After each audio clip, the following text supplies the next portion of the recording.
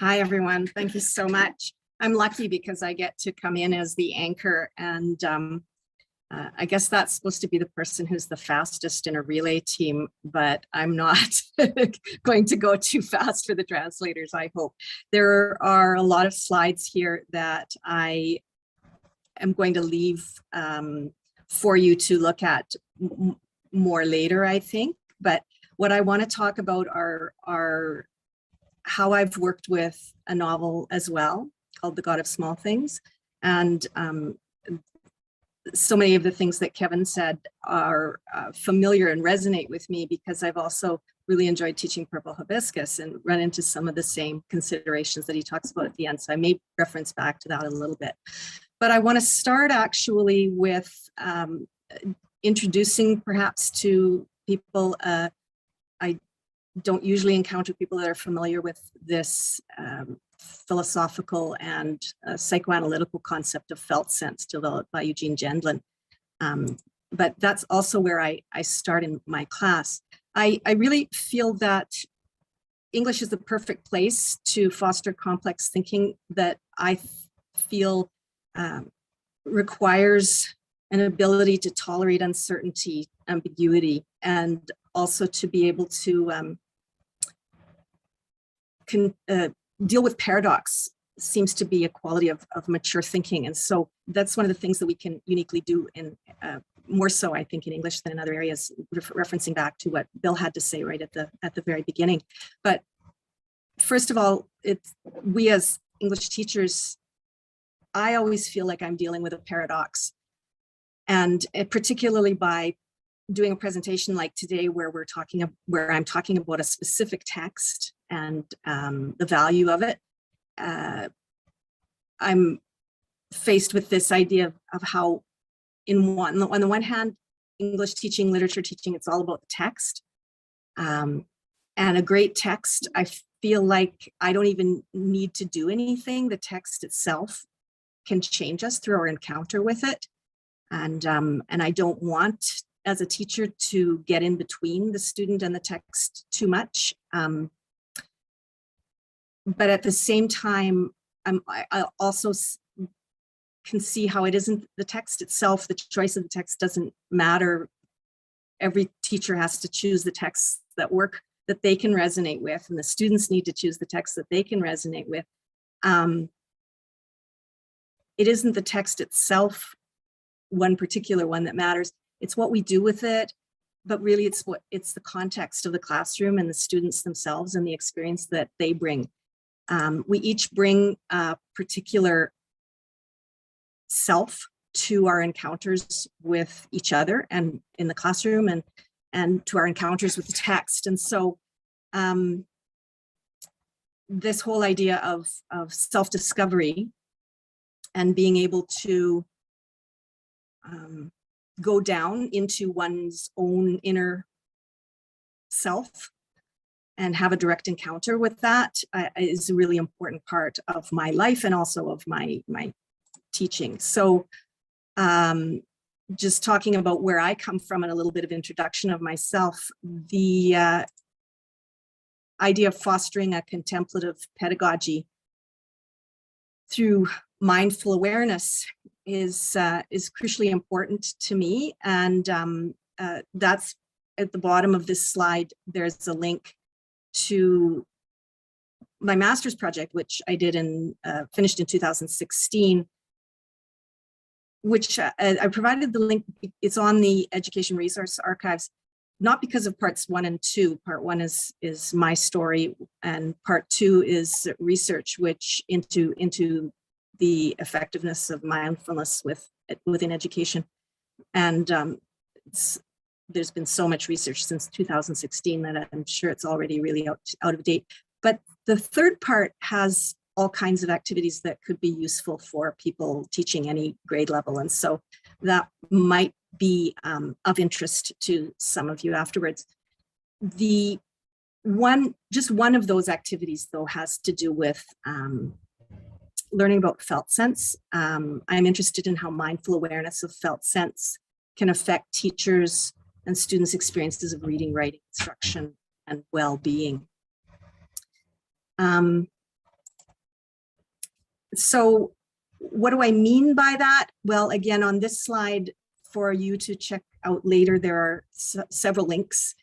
One to an organization called focusing.org, where there are more definitions and explanations of this. And it's here defined as a body sense of meaning that encompasses and physically communicates to the individual what they feel and know about a given subject at a given time. It's felt in the body, yet it has meanings. It is body and mind before they are split apart. Felt sense refers to a body sense of meaning. It is pre-verbal, however, we can describe, name, or express it through art. And there's an entire, when I was studying art therapy courses, there's an entire field of art therapy called focusing-oriented art therapy. So this can send you in all kinds of different directions if it happens to catch your interest. But for me, I particularly use it in the classroom early on to help with students finding ways into writing that are really authentic and that are drawing from themselves. And so Sandra Pearl at the City University of New York website has composing guidelines, and they're actually in video form, 40-minute, 60-minute videos that you can play in the classroom or that students can follow along themselves. And for some of my students in creative writing class and in English class, this approach has been really transformative for them. And also, I've added a link because I attended the second Felt Sense conference, which was about creativity in New York a couple of years ago, just before the pandemic. And the third one is coming up, and it'll be online, and it happens to be related to what we're talking about here, and it's felt sense and social justice. So if this twigs your interest, I just attached it. I recently participated in a workshop in which Beatrice Blake talked about how she works in El Salvador and has done work combining focusing on felt sense and nonviolent communication. So there are various links there to the kinds of resources that from the nonviolent communication side are used in classrooms. And if you go back to this slide, at the Gendon link, you can go to the Focusing Institute, and there are lots of ideas for ways people have used this with children. So why is this important? Well, I think it's really important for us to really be there completely in the classroom. And if students are going to be attentive to texts, it's valuable to be attentive to what texts do to them. So either now or perhaps later, if you look through the slide presentation, I just encourage you to just try out this kind of close attention to what's happening in your body. And this is really apparent with visual texts. And we teach with a lot of images in the classroom. And this just gives us another way to help students access them. Often an image like this one can create certain kinds of topsy-turvy feelings. We can locate maybe a particular place in the body where a certain texture comes up, discomfort, perhaps with this kind of a spiral shape. But we can do this also with the kinds of images that we often have students respond to in writing. And again, in a recent workshop where these were being worked with and through felt sense, and different participants were sharing their response to this particular image, it was very interesting to see that while many people had similar kinds of warm feelings in response that they could describe in response to this image, one person talked about how lonely it made him feel, and that there was a sense of anxiety and protectiveness for these two children that came up, the feeling that they are alone in the world. And so what it allows me to bring up is this idea that I'm going to talk about considerations for the novel, God of Small Things. Like Purple Hibiscus, there are some problematic issues in it that might make it, some students or their parents have the reaction on the right to it. We can have all kinds of different responses, even to seemingly innocuous texts. And so I feel like trigger warnings and so on, I need to give one right at the very beginning of the whole course. The particular novel, God of Small Things, I've taught it in numerous times in an IB class. And so in that class, I'm able to say, we're going to be studying adult literature, post-secondary level literature, and it's going to be dealing with complex themes and complex emotions. And so I want you to sort of be prepared for that. But even in a grade 10 class, I really need to do a lot of groundwork at the very beginning of the course before I ever get to a challenging text like Purple Hibiscus, so that students feel comfortable and able to either move into discomfort because they trust me, or comfortable enough to say to me, as one student did with Purple Hibiscus, I realized I can't read this text. I have a history with an abusive father, and these scenes in this book are too close to home, and they're very, very disturbing. And so we have a lot of students that are coming to the texts with more traumatic backgrounds than ever. I've been teaching for 40 years. Well, I'm just retired, and I'm having to be. I learned that gradually to become more and more cautious about the ways that I approach texts, but at the same time, I don't want to leave everything behind and follow the instructions that Kevin was relaying from a consultant from this morning, because this is an example, and I'll be putting up quotes for the few minutes that I'm presenting here and there from God of Small Things. So you get a sense, if you haven't read this novel, of Roy's poetic and quirky way of writing that makes her novel so worth exploring. And the air was full of thoughts and things to say, but at times like these, only the small things are ever said. Big things lurk unsaid inside. And so somehow or other, we need to find ways to contend with that. And I was so glad that Matt talked about the way that he begins his class, talking about names. That's what I'm always exploring at the very beginning of my course as well, through different pieces of literature, like a father's letter to his daughter. It was a great article from a couple of years ago that I've been using, and passages from other places like The House on Mango Street and so on. So Karen, I hate to interrupt. I hate this part of my job, but if we want to make sure that we have time for Q&A, you have a few minutes left. You bet. I'm not going to spend much time on the remaining slides. All right, perfect. So the key thing is that why this particular novel is that it allows us to contend with all of these things. And it's also really beautifully written. There is a character who experiences abuse, sexual abuse, at one point in the novel, and it's a very disturbing scene for students. And so if they're not prepared, this is his response afterwards, the character. And he then, after that, is always wary, this idea that it's best to be prepared. And so it's best to be prepared if you decide that you want to work with this novel, that has to be handled very, very sensitively, that particular passage. And there are various reasons that